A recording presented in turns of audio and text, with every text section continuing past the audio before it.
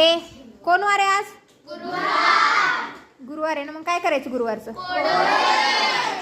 विचारावंच लागते का गुरुवारी? बरं ठीक आहे, चालते. मराठी कोड विचारते आधी. हा, लक्ष देऊन ऐकायचा. हा बागेत भेटत नाही. पूर्ण ऐका. हा बागेत भेटत नाही, पण हा अर्धा फूल आहे आणि अर्धा फळ आहे.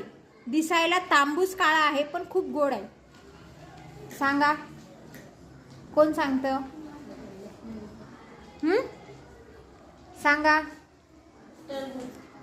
टरबूज. अर्धा फळ आणि अर्धा फूल आहे का टरबूज? सांगा.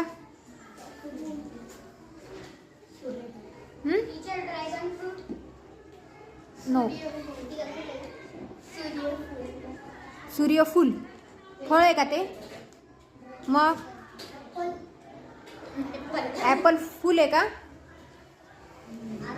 असं नाही की फळ आणि फुलच असतील म्हणून, दुसरं पण काहीतरी असू शकतं ना. डोकं लावा, त्याचं नावाचं डोकं लावा. फळांची आणि फुलांचे नावं पण असू शकतात त्याच्यात. दुसरा एखादा पदार्थ पण असू शकतो की ज्यात फळांचं आणि फुलांचं नाव आहे. गुलाब का फूल नाही. बोला. भेंडीचा काय संबंध? सांगा आता. आता चिंचचा काय करायचंय? मी काय म्हणलं, अर्धा बागेत भेटत नाही. ह्या गोष्टी सगळ्या झाडाला भेटतात ना. बागेत भेटतात म्हणजे झाडाला भेटतात. तो झाडाला नाही याचा अर्थ. पण अर्धा फूल आहे आणि अर्धा फळ आहे आणि दिसायला कसा आहे? तांबूस काळा आहे पण खायला खूप गोड आहे. सांगा. हा, पुरण आणि पोळी. याच्यात फळ आणि फूल कुठं आलं? येते का नाही कोणाला? सांगा पटकन, बघू कोण हुशार येते.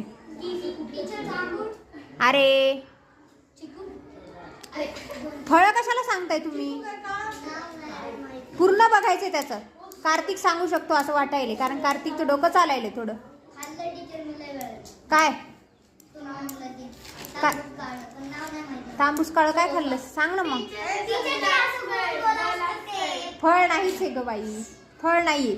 फळ अर्धा फळ आणि अर्ध फूल आहे. म्हणजे मी काय सांगते, त्याचं नाव पण असू शकतं ना.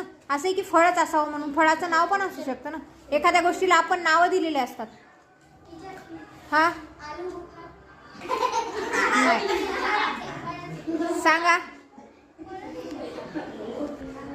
सांगा. गुलाबजामुन बरोबर आहे. Very good. टाळ्या वाजवा. बस बस. बघा गुलाबजामुन कसं काय? गुलाबजामुन सांग बरं. हा, जामुन फळ आहे म्हणजे दोन्ही